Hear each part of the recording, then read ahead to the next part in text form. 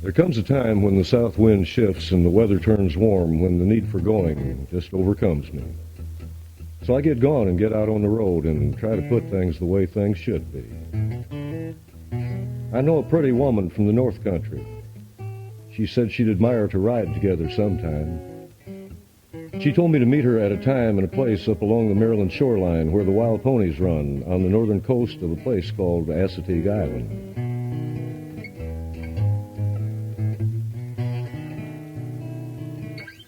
Well, this girl looks like a dream. She talks like an angel, and she'll roll right by in a sudden flash. She's a long rider, and she's a book writer. She's stoned down home, high-born scooter trash. But as I loaded my ride in the little light that precedes the dawn, I found myself somehow thinking on former women before I'd even got gone.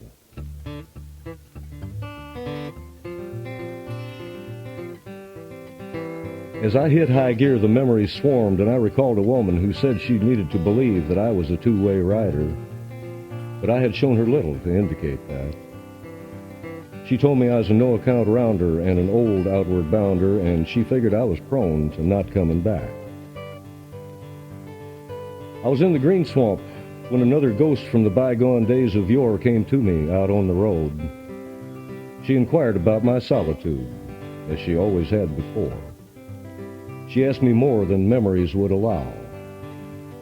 I tried to tell her about how I was born to it, that it was all I know, and that there wasn't nothing could be done about it now. By the time I turned left at the Atlantic coast with the short breakers on my right side, I remembered a girl who told me I was just one more long-gone dead man with a death wish in his eye. She said it looked to her like I had come by it honest, and then she told me goodbye.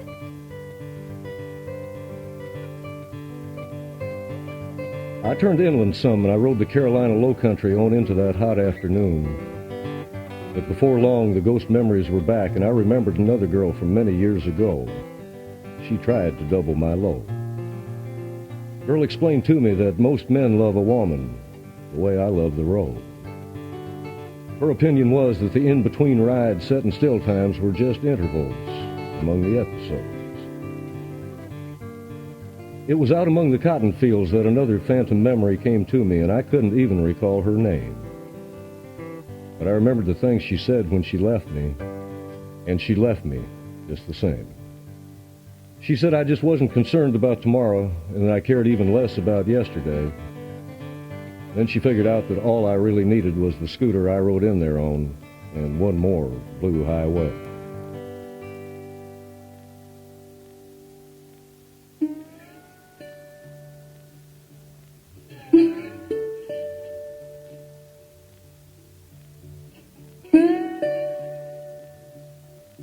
I rode up into the mountains before that sundown came around.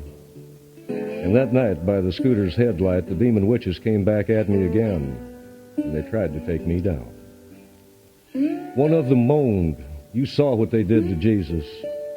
Look at what became of Jesse James. Remember what happened to the Youngers and Billy Bonney and Bill Hickok. It almost always works out the same." The semi-trucks were wailing, the vehicles were few. The highway was singing the scooter trash blues. The sky was black and the road I rode was too. The ghost witches infested the ditches, all wailing, "This night is just for you." The banshee screamed and the phantoms cried, "You know this all is true."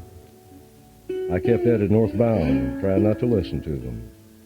Wasn't much else I could do. There were knife fights on the roadside and there was dog fights in the yard. The riding through that dark memory-infested night was getting pretty hard. The air was filled with voices. The sky was the color of regret. The road was full of ghost girls from former times and other places that I was trying so hard to forget. Another old demon took up the chorus. She told me this night would surely kill me, that I wouldn't get far. But I continued down the white lines toward the sacred distance, out beyond the handlebars. I was northbound through the mountains of Virginia the next morning when the bitter wind of memories shook my scooter with a blast. and I did recall a young girl from a time sometime in the middle distant past. She was spooking my horse. She was scaring my dog. Girl made me feel like I had turned to smoke and I was riding through fog. I needed a rope and she threw me a noose. When I refused to hang and twist in the wind, she laughed and cut me loose. That night the breeze shifted and the broad-leafed northern trees, they whispered in the wind, and the bitch witches from the long gone by, they gathered around me again. While the wind had come up wilder and one of the memories broke loose from the crowd. She said she knew I was riding north to meet a woman, hoping to find some happiness. And by now I should know that was no longer allowed. The ancient memories stayed with me from the mountains to the seashore. They reminded me in my sleep that I was forever deceived, cursed, abandoned, and forsaken.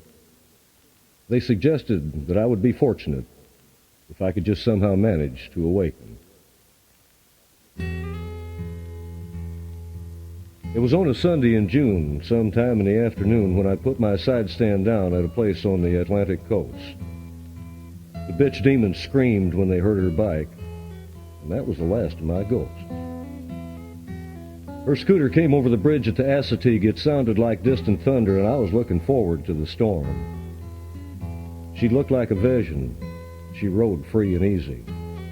She was running true to form.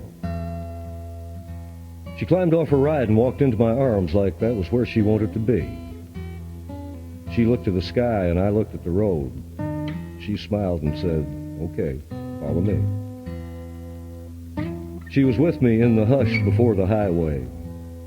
I was with her when the exhaust smoke blessed the road. We stayed out on the highway doing it all our way, and she helped to lighten my load. I saw her giggle in her mirrors, and I followed her tail light through the traffic, and I admired the way she rode. We run together through nothing but good weather. We run the highways and we run the back roads, and we ran hard, far, and free. Then when she held me in the quiet of the evening, she scattered my ghosts and caused my demons to flee. We rode from the shoreline back west inland through the Appalachians and across several state lines. We crossed over the Choptank that first morning early, and then the Chesapeake just about noon. We crossed the Potomac, the Maple, the Savage, and the Monongahela. When we shut it down in Morgantown, it was under a quarter moon. The girl's a long rider and a highway witch, and it turns out she's a damn midnighter. She's a white line dancer. She's got most of the answers. She knows about the freedom, and she understands the motion, and she knows about the road. She knows which way the drive wheel rolls, and she understands the code. Now, the girl don't scare. She don't even flinch. She sets some right of center, and she don't move an inch. She knows when to back off and when to come out and pass. She understands the basics, distance, highway, and gas. We put on our highway sideshow at a bookstore in Columbus. We were on TV in Indianapolis the next day. We crossed the Flat Rock, the Big Blue River, and then the mill along the way. We rode about halfway across the country, shaking the rattle. Trying to keep up with her out there was about half the battle. We had hit a stride by the second morning sun. I spent most of my time trying to mind the road, wondering what she was going to do to me once the riding was done. She told me, "Tiger, you're out here living on caffeine, aspirin, nicotine, sugar, grease, and gasoline." I believe she approved of my diet. And I explained that I had never truly loved a woman before, but I was just about to try it. We crossed the Miami River and then the Twin, and then after a while the 7 Mile. We crossed across the White and the Wabash, rolling toward one more sundown and one more being together a little while. We rode past the cornfields, we rode through the small towns, we rode solitary together. We reflected on the days and the miles and the roads we'd rode. We thanked the gods of motion for the highway and the distance, and mostly for the being free. We weren't even sure where it was we were at, other than as far away from where we were as 4 lonesome wheels can be. She laughed all the way across the Licking River, and she smiled at me when the mornings came. And I asked her to forever remember this ride and to try to recall my name. It was high noon out there on the highway when I made the turn south to home. My companion continued west to the far left coast and fed her need to roam. I told her to be careful among all them western Yankees out there in the forbidden zone. She said she would remember me and our time and ride together, even though we both rode alone. She touched her helmet, she touched her heart. She pointed at me and smiled. And I said a prayer and made a sacrifice to the gods of long riders who watch over her through the miles.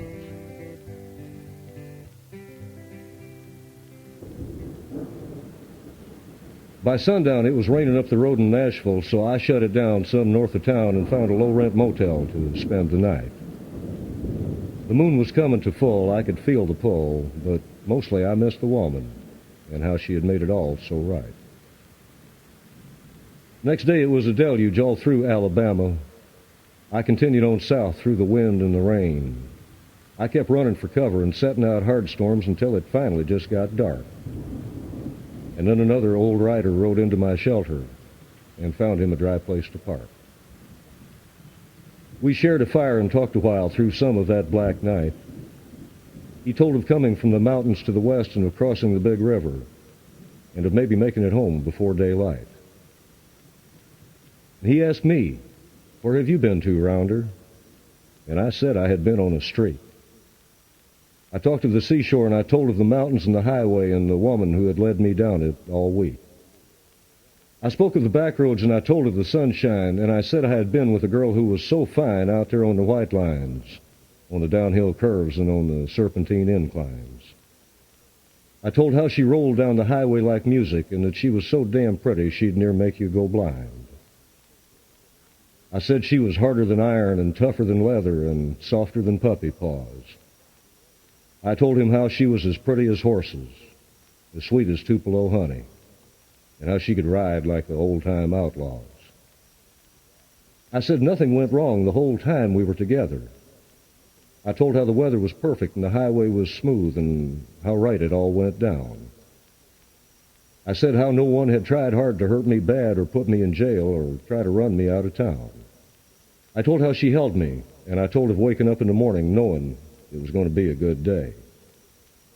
I spoke of the way she looked and the things she did, and I told him some of what she did say. She said to bless the highway, for without the concrete we'd not know the motion. She said to bless the back roads, for without the 2 lanes we'd have never took the notion. She said to bless the iron horses, for without the steel and wheels we'd have never known one another. She said to bless the independents, for without the state of grace, we wouldn't ever go no further. I told him of crossing the bay at the Chesapeake and the bridge over the Ohio. I spoke of the way she smiled at me when we came to a stop, and I told how far we did go. I spoke of the mountains, and I told of the cornfields, and I tried to tell him about it all. I said it was the finest ride I had ever been on in all of my 1,000,000 miles. I said she was the finest woman I could recall. He said he didn't believe me.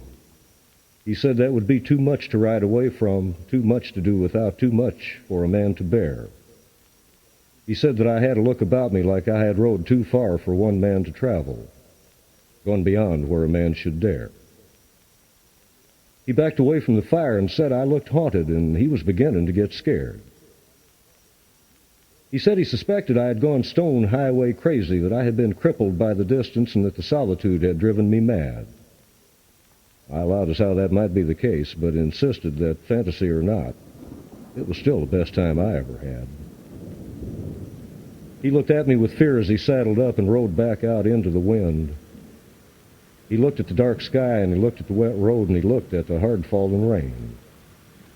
And he said to me, "Rounder, you'll spend the rest of forever out here on this highway, looking to find her again." He looked back at me as he put it in gear. Lightning tore the sky apart and thunder shook the air. He told me I would lose my place on the lost highway. and then he saw that I didn't care. He said, "Round her, you'll die trying to catch the wind. It'll be like trying to chase after sundown or run through rainbows.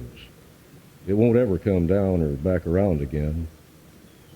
You'd be better off trying to ride down the ghost riders or soar with eagles in the air.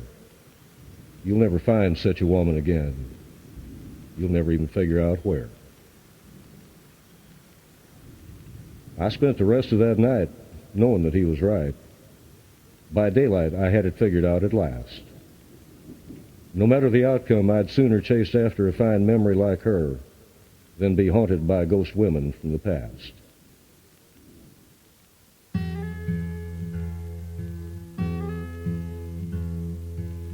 I discovered her again later that same summer.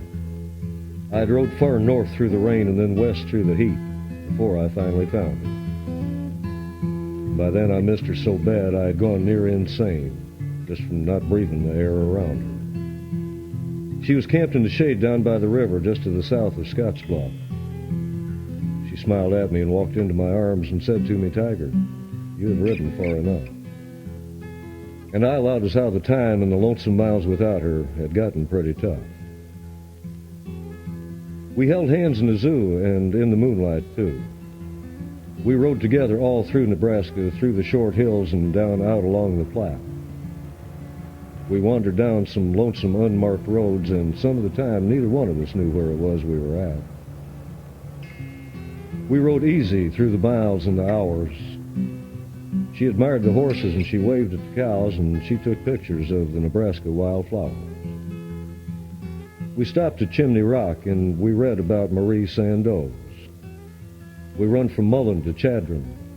We spoke of the omens, the signs, and the portents, and we discussed which way it all goes.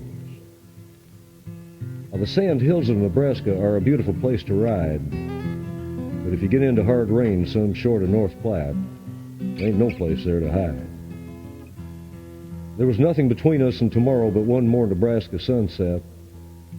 We rode over the Medicine River, we crossed the Middle Loop and then the Niobrara when we turned back west. We rode mostly in sunshine, we rode in a little rain.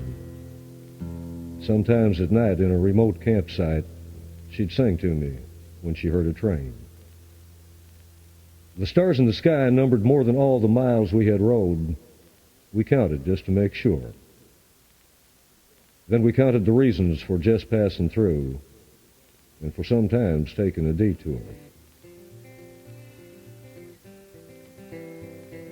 We rode easy and we rode free. We rode all around Lake McConaughey. We rode west from Keystone and then back east to Ogallala, just looking to find some groceries. She found a place to camp on a high bluff with a real fine view of sundown. We swam in the lake and walked the shoreline, and there was hardly anyone else around. The wind came up in the night. It blew out of the north, and it blew the tent flat around us. There was no dawn. There was very little daylight, only the dark clouds that did surround us. She laughed all the way through the storm. She said she knew I'd keep her warm. And when we broke camp, she was still laughing, even though the tempest continued to pound us. Well, we escaped down out of the wind and drifted back some south again. We camped in the valley of the Republican River in a grove of cottonwood trees. We talked of the miles behind us and the ones still to go. We spoke of the solitude and the running like refugees. We put on our highway sideshow at a rally in Franklin, sold some books there, and made some good friends. And then we rode back west, upriver up the Platte, headed out to the other end. Now, there's something about her grace and her presence, and there's something else about her girlish charm. I told her that I would never let her miss a meal, never let her be cold for long, never let her come to harm. Now, she enchants the local folks everywhere she goes. Woman walks through a door, she sets the whole room on fire. My best move was to keep out of her way and just let her work her magic. Sometimes it worked out almost naturally so that I was her comedy sidekick.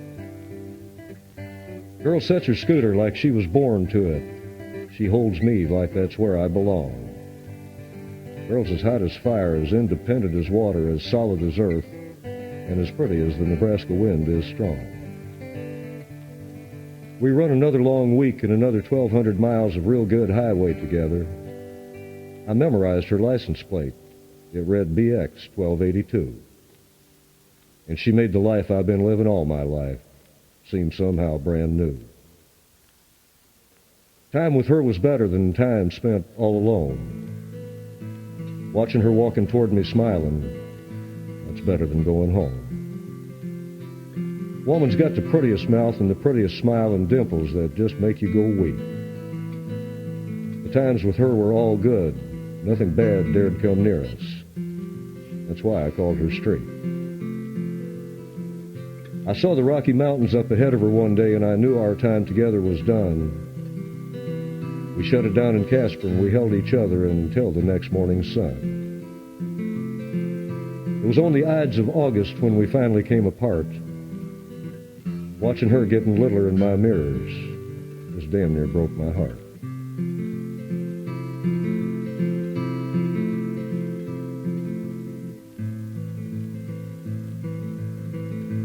I hammered hard east, just trying to cross back beyond some rivers and get back across some state lines. I ran 5s and 6s all the way back south with nothing but her on my mind. And now I expect to die out on the highway, looking to find her again. For I've never known a better highway companion. I've never known a better friend. Maybe one day on down the line I'll hear her scooter come toward me one more time. She might someday walk back into my arms again. There might be another time I get to ride with her, that I get to catch the wind. But it ain't often that a burned-out old rounder has a dream come true. I know that such things are like riding through rainbows and hitting long streaks. The number is all too few. And I haven't had a bad phantom ghost remembrance rattle my ride since she first rode into my life. I believe my demons are gone. The only problem now is waking up without her and trying to face another dawn. But if I never see her again, some memories last forever. Occasionally a recollection settles in to stay. Once in a while, there's some magic and mystical things happen out there on the lost highway. Sometimes there's a tie that binds. And I'll surely spend the rest of forever between now and when I become a ghost rider with memories of her on my mind.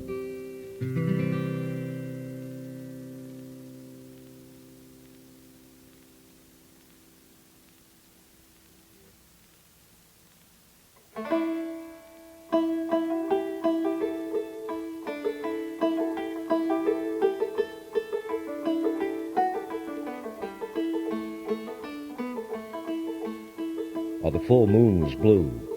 It was almost June when old Bosco hollered, "Hey, compadre, let's ride." I asked him where to, and he said we should head west and check in with Michael on the far left side. We met in a town in Tennessee, just some north of Nashville. Then we rode south into Mississippi and then west and down out of the hills. We crossed the river at Refuge, headed steady west to Texarkana, rolling through the pine forests and rolling past the paper mills. Now, Texas can last just about damn near forever, especially if you go at it sideways in the night. But there's something about a full moon out there over the Permian Basin that can make it all seem just right. And then we caught some rain outside of Abilene, and that shut us down for a time. When it finally let up, Bosco said, "Hell, let's go get some burritos." And we headed south to the Mexican line. Then we rode down into the sacred Pendragosa Mountains of the Chiricahua Apache, toward the place where they say Geronimo surrendered and just finally gave up to it all. It felt kind of mystic and holy, so we geared down and rode slowly until we got to the spot where they put up a monument there to commemorate his downfall. We sat there a while and we discussed renegades and rounders and misfits and out-and-downers and the stories and fables and legends, the true myths about the road. We reviewed the rituals and the magic and the medicine and the superstitions and the powers that determine where and how it all goes. And then we left a flower and a feather at that monument to a fallen rider. We offered the earth tobacco and coffee. We sacrificed blood upon the highway. We offered the air sage and wood smoke. We left water behind in the hot sunshine, and then we rode out the rest of that day. We made the turn at Douglas and put Mexico in our mirrors. We rode past the lavender pit and on by the Queen mine and through a little town or two. And then we shut it down in Tombstone long enough to stand a while in the OK Corral and in the Boot Hill graveyard, too. Next day it was 107 at the bend in the Gila. The humidity was 8%. We soaked ourselves down and loaded up on fresh water, and back into the heat we went. Then we turned north, some toward Palo Verde, because that's how the road and the river both bent. And then we had to shut it down in a town called Buckeye because the heat had beat us both, and we were both of us spent. Now, there wasn't any shade between there and Barstow, so we blew right through that all pretty fast. It got hotter and brighter, and the sun sucked our eyes dry, until finally that day was past. Then when we made the turn north up into the valley, the clouds gathered and the air turned off cold. We stopped and made coffee and got into our leathers, and then on northbound we did roll. We hit it hard through Button Willow and on up into the Kettleman Hills. It was colder still by Los Banos. It began raining between San Ramon and some south of Danville. But it ain't really a bad feeling riding into the city, cold, wet, wasted, and hungry. We've done that a few times before. We know that our friends there will take good care of us, so we don't worry about it anymore. Well, but then that San Francisco storm from hell made the headlines, and it lasted 2 days. They said it was the second worst weather in the history of weather there around the bay. But we had the scooters under cover, and we were surrounded by good friends, so it didn't matter a lot anyway. We just sort of sat back some, warm, dry, fed, and rested. We settled in to stay. But when the storm passed and the highway had got dry, we had to head out on our way. Michael said he would catch up with us up north of Seattle, and he named the place and the day.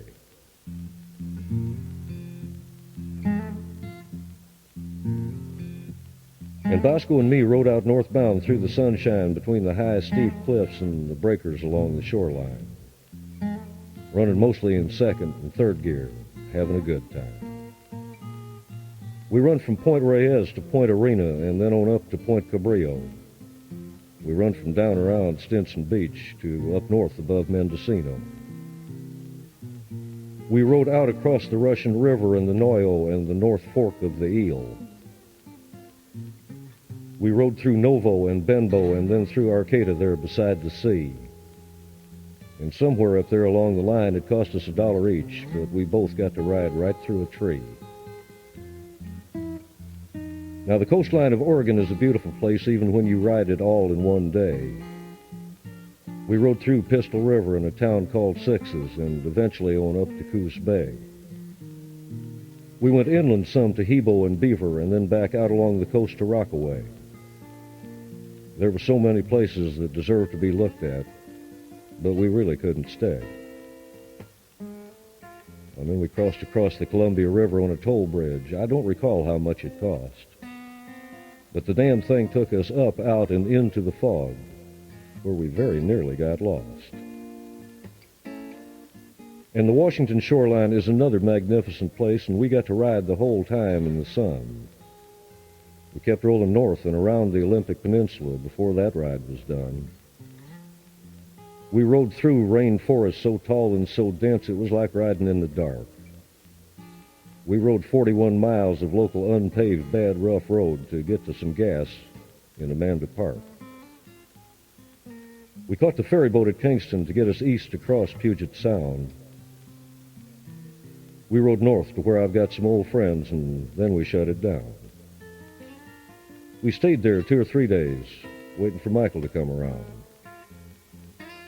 And then we three turned away from the sea and rode on up into the northern Cascade Mountains. We continued mostly east through Twisp and Okanagan and on toward Grand Coulee Dam, which was the damnedest thing that I've ever seen, and they also say the greatest thing ever built by man. And then Bosco and me, we each had to buy a tire, and both of us got ripped off pretty bad. But like the man there explained as he smiled and took our money, it was the only choice we had. Then we rode north through Coeur d'Alene and Sand Point to Bonner's Ferry and then up around the Canadian line. We cruised right through the Bitterroots, riding high and having a good time. We rode on through Hungry Horse, running steady and rolling fast. We crossed the divide the first time around when we blew through it at Logan Pass. It was up there that we got to ride together a while along a road called the Going to the Sun. It was a beautiful place, so we adjusted our pace to try to memorize it before it was done. Then we dropped south some to run down the ridge of the Rockies for another day and another few hundred miles or so. We rode across the Milk and the Medicine River.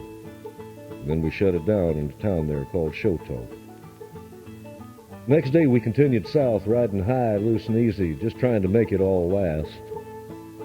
We did ride beside the divide and then back and forth across it several more times after that. We rode through it west at Rogers and then east at McDonald and then back south through Deer Lodge Pass. And there was wildlife everywhere up there in the mountains. We saw mule deer and antelope and herds of elk and buffalo, and one moose standing in a river, quiet and alone. And a little squirrel in the Smokey the Bear hat who took $10 from each of us just to let us ride the few miles through Yellowstone. But the Winnebagos had done their usual thing. They had gridlocked the entire park. We were lucky to escape without serious harm and to be out of there before the dark. They were out there riding their brakes, going uphill and doing the other things that they all do the best, looking for a bear to turn their kids loose on, or for a place to park and molest. They were blowing up radiators and they were blowing up tires. They made mountains of garbage and great big campfires. They were in the road sideways. They were in and out of the ditches. Then they'd all race you downhill so you couldn't get around them, you dumb sons of bitches. They're a major danger to riders and they're a menace to truckers. They can't drive them or park them, the stupid motherfuckers. And they got some real strange and bizarre highway signs out there in the west, like wind gusts and range stock at large. And the one that I liked the best, even though it was the hardest to take, just before the pavement dropped a fast foot into the next county, they had one that just said, rough break.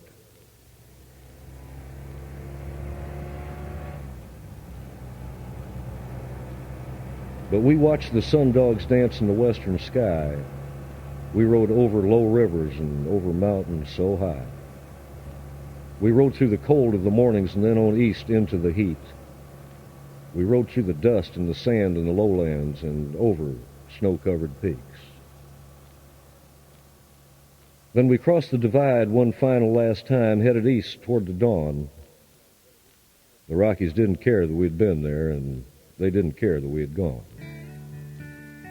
We rode on up into the Absaroka Range and then into the Bighorn Mountains. We rode right by Cody, and then we got some gas in Bluegrass Junction. We rode across the Crazy Woman River and the Powder River, too. We rode across the Belle Fourche and then the Cheyenne and then toward the Black Hills at a place there called Muleshoe. We finally rode on past the Badlands and on into the summer drought of 1988. Some of the places we saw were still hoping for rain, but for most places, it was long past too late. Now, South Dakota was a horror show. It was 111 the whole way across it. We got hammered by the heat. We got stunned by the sun.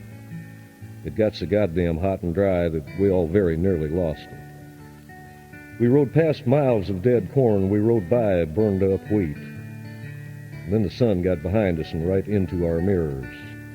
And then it burned our arms up like meat. There wasn't any fresh water and there wasn't any shade.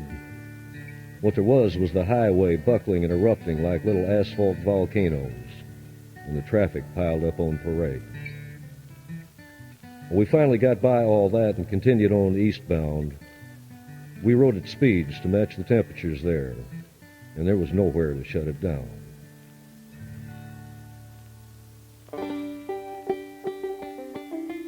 The Missouri River was down about 20 foot, and the Vermilion was even drier.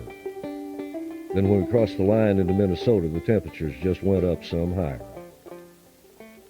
The Mississippi was barely a memory up there, and then Wisconsin was mostly on fire. So we rode north up into Michigan's Upper Peninsula, trying hard to escape the heat. The rain came upon us at Escanaba. Then it was 43 degrees according to the bank in downtown Manistee. It turned off some colder up around Nobbin Way, and then it began to sleet. Now, they got them a thing called a pasty up there, and they try to sell you one about every 3 feet. Now, they might make a good souvenir or be a lure for the tourists. They sure as hell ain't nothing to eat. Well, we finally ran south across the Mackinac Bridge trying to ride down out of the storm. And it was like a miracle, or at least a good trick. For on the other side, the highway was dry, and the weather was back to warm. So we shut it down a while in the midday sunshine by the Great Lakes shoreline to enjoy the pine-scented air. We drank coffee together for the last time this time, and we discussed where to from there. Michael said he had to head back out to the west coast, and he rode that way alone. Bosco said he'd about run out of time, highway, and money, and it was time for him to go home. We later heard that Mike made the ride back to the other side in something less than 55 hours. We surmised it had to do with a lady. At least we couldn't think of anything else that would make a man do such a thing, other than a woman or going stone white-line crazy. And I rode on along with Bosco toward a town I used to know, into the scene of a former life from about 4 lifetimes ago. I wound up in graveyards and in other old haunted places. It was like the whole world there was full of ghosts. And the few people I knew all asked the same question from the very moment I arrived. They'd look me in the eye and then they'd inquire, just how the hell was I still alive?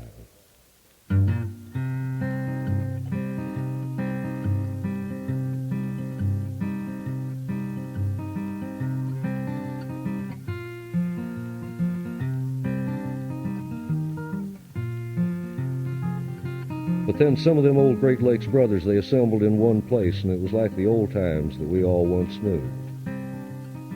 But our ranks had been severely diminished, and the remaining survivors were few. So we drank to those not with us, to the dead and to the missing, and to all those who had just lost the need to wander. We recalled them all by name. We told their tales and stories. We recounted the things they did, and we burned a number in their honor. We also talked about 20-some years ago and about how we had all outlived our rumors and our reputations. We talked about living longer than we had any right to, given the nature of our situations. We talked about the close calls, and we discussed downfalls and the odds that we all had to beat. We talked about the distance and the white lines and the toll taken by the cold concrete. And we spoke some, too, of the good old days, about being young and not knowing no better. We talked about what we could have had and of giving it up for the highway and the leather. We discussed some of the real major wrong turns and the bad roads we had all been down and the lessons we had learned. We finally ran out of time and out of stories we could tell. Some of us there knew we'd never see one another again, as we said our final farewell.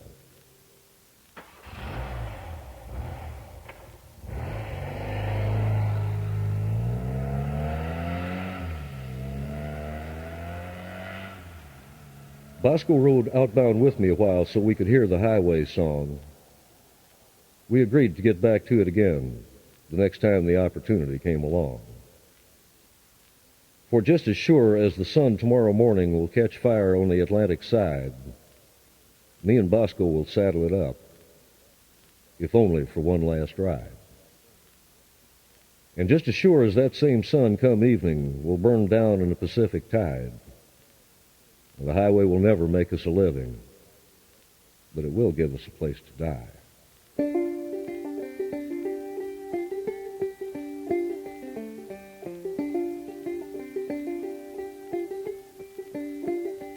Then I rode south down out of the big lakes and right back into the heat. It was 93 degrees by 10 o'clock in Muncie, and by the time I hit the Tennessee line, it was 100, and I was about beat. So I found me some shade on a hill with a breeze and a place to wait for the sun to go down. And then 5 or 6 local bikers blew by me, all rolling hard, inbound. I watched them all slow down, and then I watched them stop, and then they all turned around. They rode up and parked close enough for me to see that they had been nowhere, and their helmets were new and their rides were still shiny and clean. And then they did approach me. They looked me over closely, and they did the same to my machine. They looked over my load, and they looked at my leather, and they just stood there together like they didn't know whether to believe what they had seen. Finally, one of them, he sat down and asked me where it was that I had been. And I said for them all to sit down and settle in, for I had a story they all needed to know. I told them that I began this ride 6 weeks in 21 states and 10,000 miles ago. I said the moon was blue. It was almost June when old Bosco hollered, "Hey, compadre, let's ride."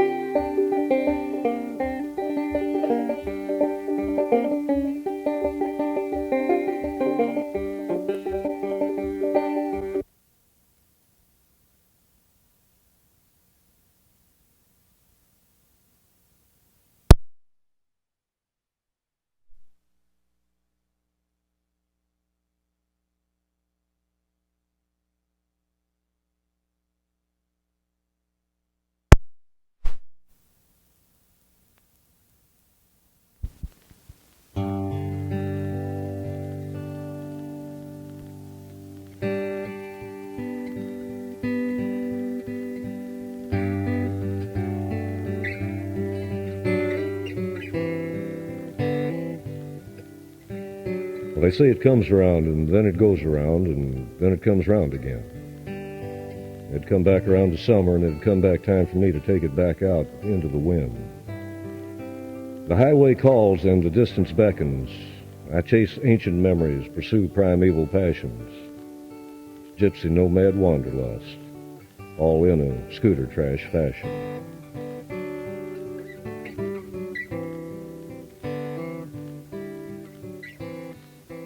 Now, it might have to do with migration or just the need for going, and it comes around annual. But the leaving motions are always the same. It's like some kind of ritual. I put my bedroll together, roll and tie my leather, pack a camp stove and a coffee pot, gear for being both cold and hot. Spend some time getting it clean, figure out which way it leans. I offer up some smoking blood to try to avoid the rain and the mud. I sacrifice to the gods of the road, ask them to help you balance your load.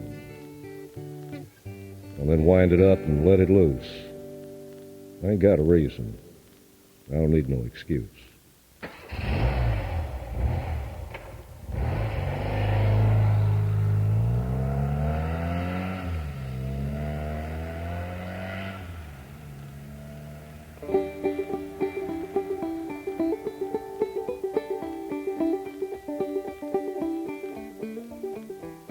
My grandfather used to say to me, "Boy, tell me where it was you went to.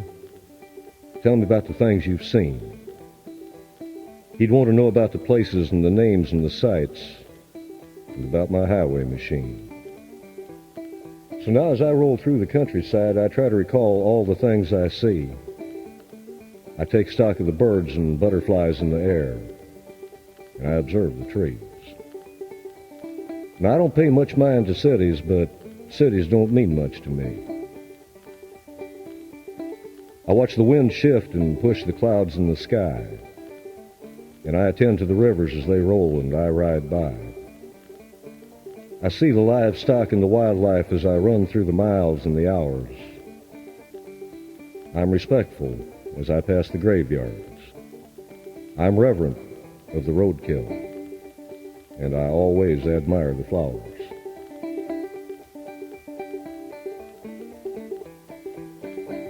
So I rode north and then over west through the Spanish Moss and then across the time zone to an hour into the past.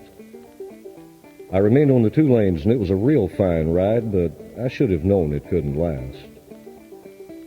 For it was then that the Alabama highway heat had me on the roadside at a rural intersection. It was another classic case of universal mistaken misidentification. The cop frowned and put his gun away and said we all looked alike. I agreed with him and tried to explain that the only way you can really tell us apart was by looking at our bikes. But there were Canada geese on the Warrior River and there were bluebirds in the air. I spent that night with some old friends who were glad I had come by, and I had a fine time there.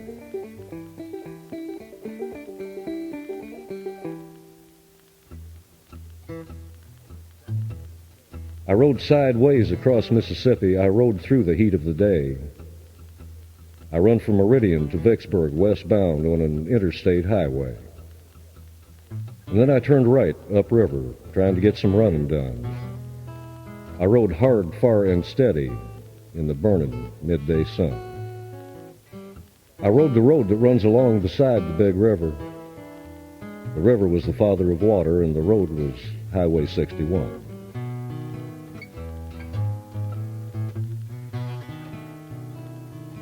Now, the flat, fertile fields of the upper delta stretch out for miles on either side. I rode through rice and cotton. The road was level and straight, and it really wasn't much of a ride. I continued on through Onward and then on through Panther Burn. And when I got to Greenville, I headed west and made the turn left across the river and up toward the Ozark Plateau. But I shut it down, and I spent the night there within listening distance of the flow. Next day, I was up and gone before the sun got going good. Got a little cooler up high in them mountains, like I figured it would. I rode beside Lake Ouachita and from Mount Ida to Story and then from Wing to Rover. I rode around Magazine Mountain and across the Mulberry River before that day was over. I rode the back roads that had been rode before by many old-time outlaws. I stayed that night in the Boston Mountains in the north of Arkansas. Next day, I rode steady west, doing what I do best, on the move and on the go. Those Indian hills out there in East Oklahoma are one of the finest rides I know. I made the turn at Tahlequah and then took it north toward the Kansas Wheat, where I got about half beat to death by the weather, just north of Neosho. The weather came like a wall down out of the Dakotas. You could see it coming about a half day away. The sky was black and filled with lightning, and there wasn't any place to stay. So I turned sharply east and rode away from the dark and the gloom. And I spent that night dry with a meal behind me in a Missouri motel room.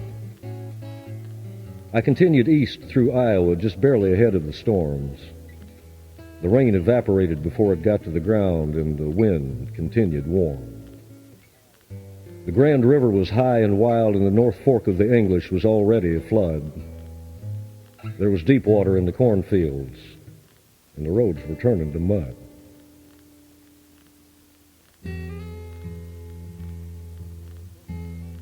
I run from Ottumwa to Oskaloosa with the storm still on my tail light. The Buffalo River was up over its banks, and I turned north to where it looked like it might be clearing up some, as that dark day turned to darker twilight. By the time I got into Dubuque, the Mississippi was boiling dark, and so was the sky behind me. I had stayed 2 days ahead of the rain, and it was just about to find me. I rode a diagonal across Wisconsin. I still had miles to go. And thanks to the goddamn misplaced detour signs, I rode from Hazel Green to Fond du Lac, and then all around Lake Winnebago. I come to a stop on the Lake Michigan shore where they got a big ferry boat. In order to escape from the storms, I booked passage across the water. The trip takes about 4 hours. And by the time I disembarked on the far east shore, it was up to local thunder showers. That weather come in sideways off the lake around midnight. It sounded like a banshee's cry. The storms paused and then bore inland, and lightning sizzled across the sky. But I had found refuge and gotten something to eat, and me and the scooter were dry.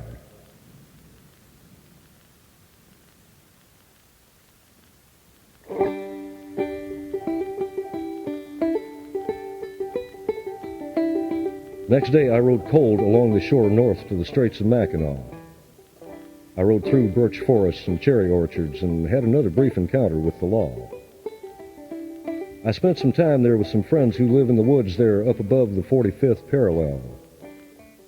They took me on a tour of the forest, showed me elk and beaver and chipmunks, and they fed and treated me well. Then I rode down the Lake Huron shore on through another beautiful morning. I spent some time there mostly on roads I had rode before. Michigan has the worst roads and worst weather in the entire free world, and I'm glad I don't live there anymore. I got gone again after just a few days. I figured to ease on slow south to home.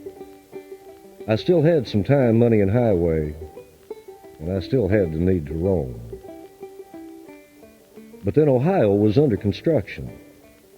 It kept trying to rain, and the roads were full of impediments and obstructions. But it takes more than road work and bad weather to keep me from riding easy and free. I just kept at it through the repairs and around the rain on the old hillbilly highway. The highway is US 23. Next day I took it east up into the mountains. I rode from Winchester to Boone the hard way, through Hazard and Harlan, all of it on a curve uphill. It was over 90 down in the coal mine valleys, but up high I could feel the chill. Now, there wasn't a cloud in the sky, there wasn't a car on the road, and it had become a real fine day. I don't think I ever got into high gear, but I could smell the Sunday chicken and hear the church bells along the way. The rhododendrons were in bloom on the hillsides, and the mimosa trees were too. I kept at it east to the Blue Ridge. I figured to ride it for the view.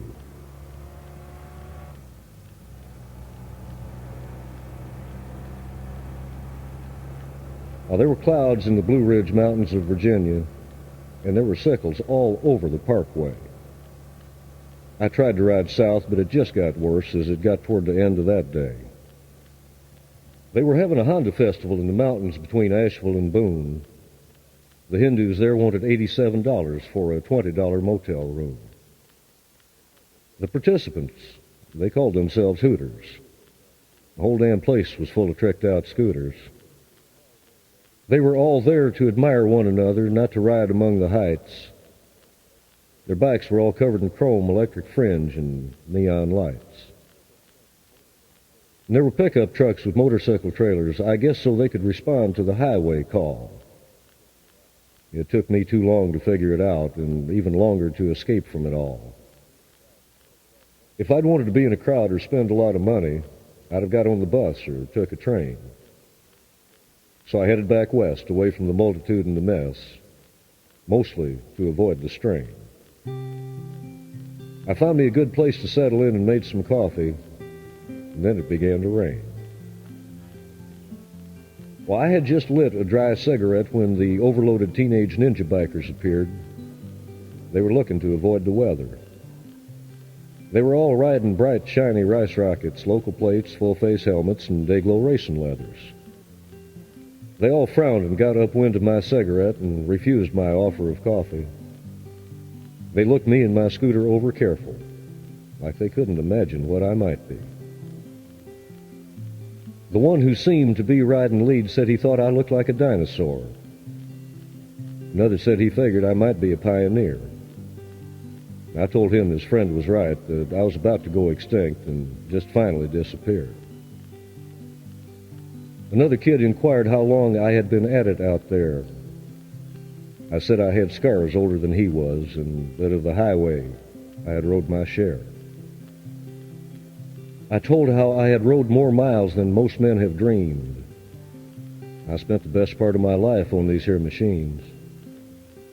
I said I was there when they invented the wheel and later when they made it go round. I said I had been out here at it long enough to avoid being lost and to refrain from being found. One of them had his girlfriend with him. She laughed and said she thought I might be an old highway hero, and I had to tell her no. I explained there ain't been any heroes on this highway since about 1964. I told her I was among the last long riders, but most of the others had become vehicle drivers and burned-out backsliders. Some of them found religion either in a church or in a bottle. Others discovered heaven off the high side, and others found the same way to hell. Some of them are spoiling their grandchildren and wearing business suits, and I suspect that's just as well. And I amused them with stories about the olden times before Chinese bikes and the like, cell telephone, and bottled water. I told them of chasing the legendary highway witch, and about the time I caught her. I told about a time before global positioning systems, automatic anti-lock brakes, credit cards, and plaza malls. I told them about yesteryear and about the miles between and about the highway call. I went on some about fast food, Iranian convenience stores, motel chains, helmet laws, and all. I told about before bungee cords and before raving hordes of gold-wing riders all over the white lines. The little girl giggled at me again and said she would rather hear tales of the highway and how the headlight shines.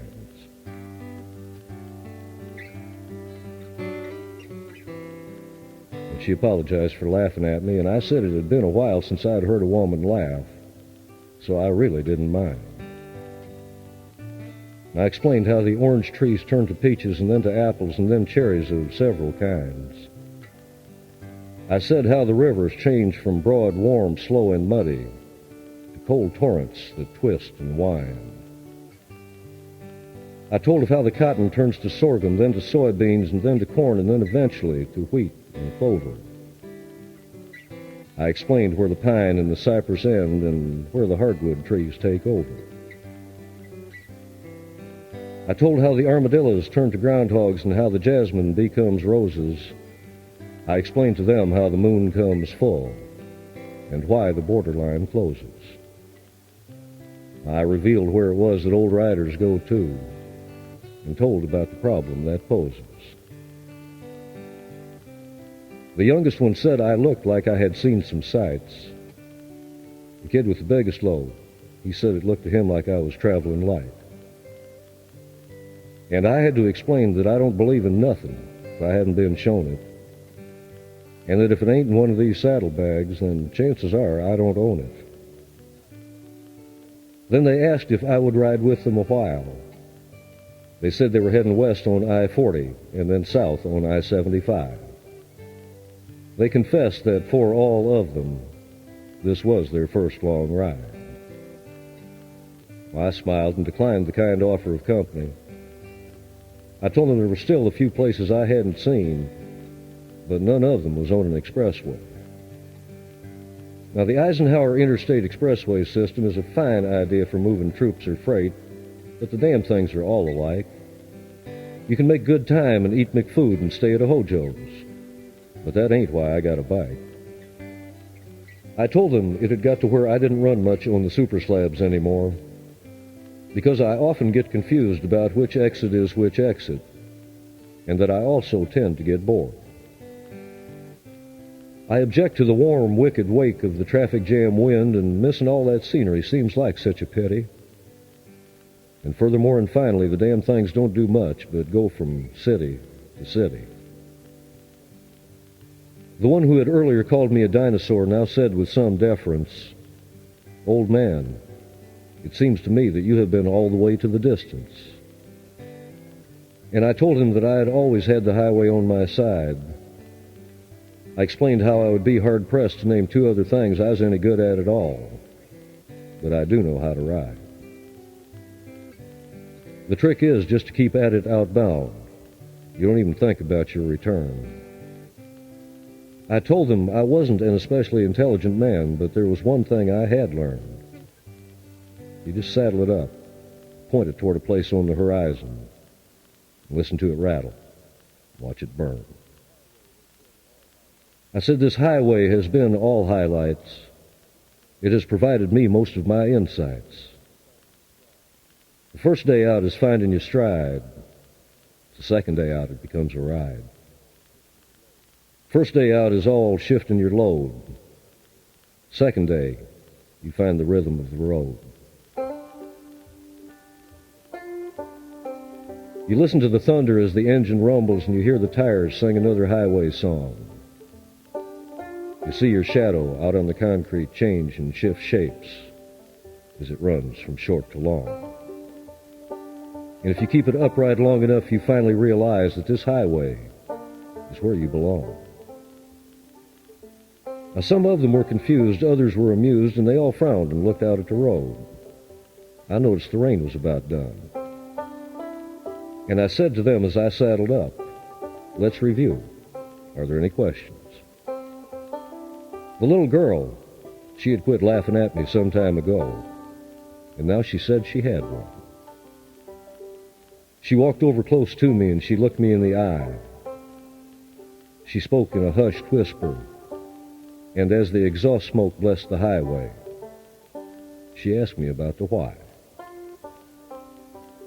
And I told her all I have learned in all of the miles between of now and then. I told her that it comes around, and then it goes around, and then it comes around again. And then she said to me, "Old rider, I wish you would reconsider, climb down off your ride and stay. For I still need to know one more main thing before you head out on your way."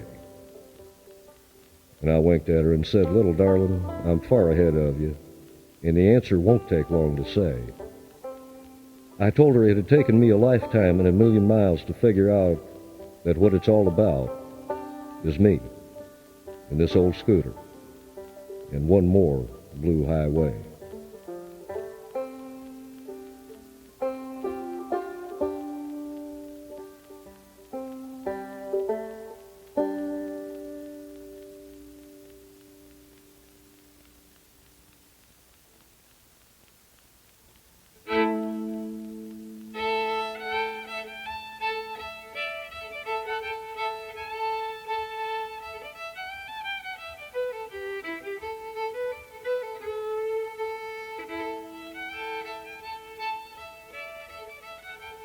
This might just be that poem I thought I'd probably never write.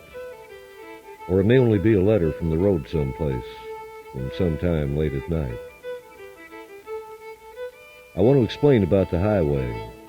I want to tell you of the places that I've been.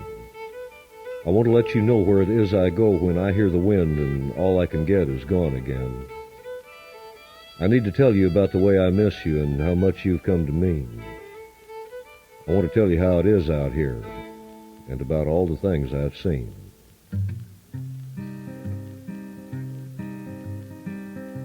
I saw the big river in a rainstorm. I saw the Ozarks on the run. I saw tomorrow come up behind me in my mirrors and dry the highway out in the sun. And then I rode the back roads on across Missouri before that sun burned down. The next time I looked up and saw the light, I was Kansas City bound. And then I stopped a while to see some friends out where the Wakarusa flows, and it was a good time and place until I got restless from the sitting still.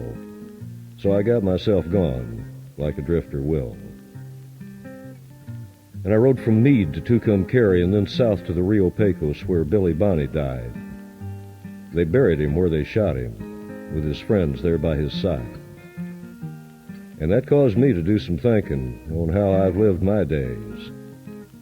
When it comes round that they gun me down, I hope I get to die that way. Then I tried to ride a while with a used-up friend, but he had changed his ways and tastes. And I'd sooner ride a hobby horse in a claiming race than to keep on like that at another man's pace. So I rode to New Mexico morning. I rode it all through the mountains there. The days got longer and some ties got stronger, and that road was beginning to wear. And then there was my downfall in Durango. I made a major investment up there, and I damn near bought it all. But I was thinking on you when it come to pass, and I walked away from the fall.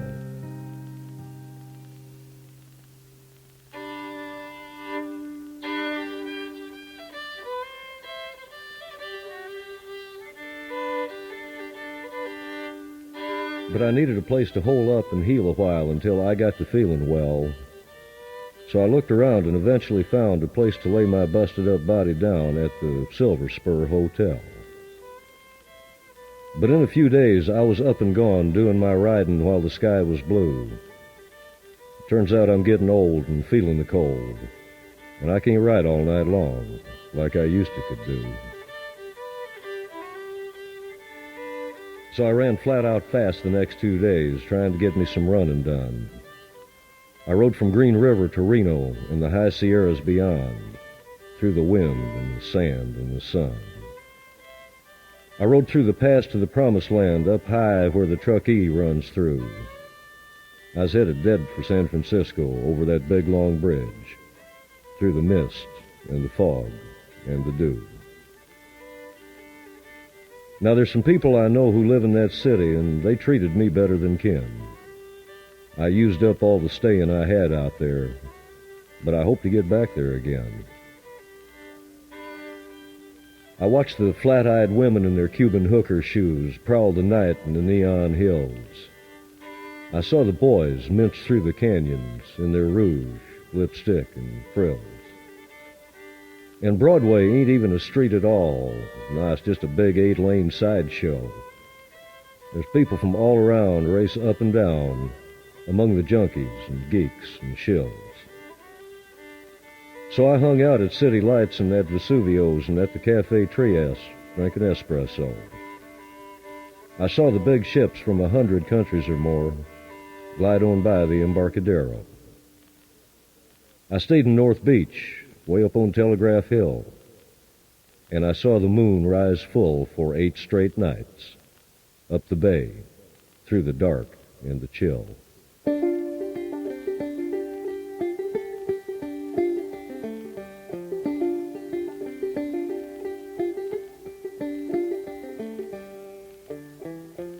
But me and the tide, we could feel the pull, and when it come around, we got outward bound when the concrete cleared and the moon got full.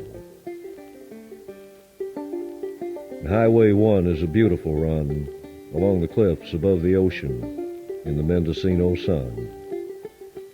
I wished it could last forever, and I wished it wasn't when it was done. But I turned inland at Eureka and rode along the Trinity, east toward Weed, in the shadow of Mount Shasta, among age-old redwood trees. And I kept on riding north up into the high Lonesome. Then I drifted on further up the Bitterroot, over Hell's Canyon Way some. I climbed the divide to another day. I looked all the way east, and you seemed at least way too many mornings and a whole nother full moon away. And then I got caught by Canadian weather, and the sky turned a nasty black. I come the wrong way up out of High River, and I had to stop and double back. I bought myself some coffee and memorized a map. And I rode on back down to the borderline while the Arctic wind screamed in again across the frozen concrete white lines. I saw late Canada geese in sky-high flight. They passed overhead northbound all through the night.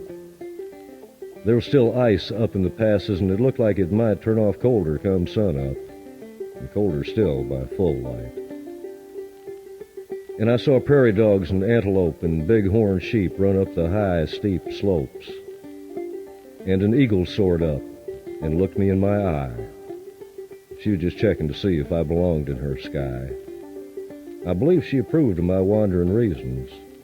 At least she let me on by. But long-range running had about got the best of me, so I shut it down, still eastbound, at a truck stop to have some more coffee. And I run onto some old, long-haul freight drivers there. One of them, he asked me about where it was that I'd been. I told him everywhere. He said, "Is that a fact?" Then when he asked about where I was going, I said, "I ain't. I'm going back." I told him I had rode every road that had ever been run. He smiled and he bought my coffee. I thanked him, and then he told me. He said, "You'll die of it, solitary rider. They'll kill you like the old-time gunfighters. You'll make a stand out in the street, and you'll die out there on your feet. And then you'll be one of the mythical ghost riders."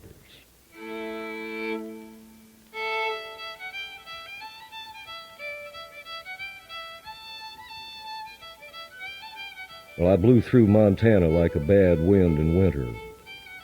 I used up miles on Highway 2 running east to the flatlands, to the big lakes, and to you.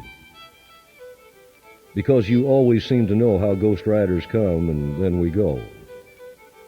How we spend our time in motion out here living on the notion that being gone is being free. And you know that outlaws either run alone or in packs with other outlaws.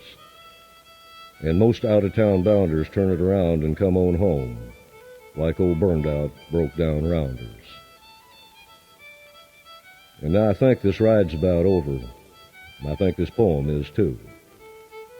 I think I'll saddle it up here one more time and bring it on home to you. Because I believe we got what we got together. I believe it might just last until it's done. I don't know nothing about no long time believing, but if forever was going to be a woman you know you'd be the one.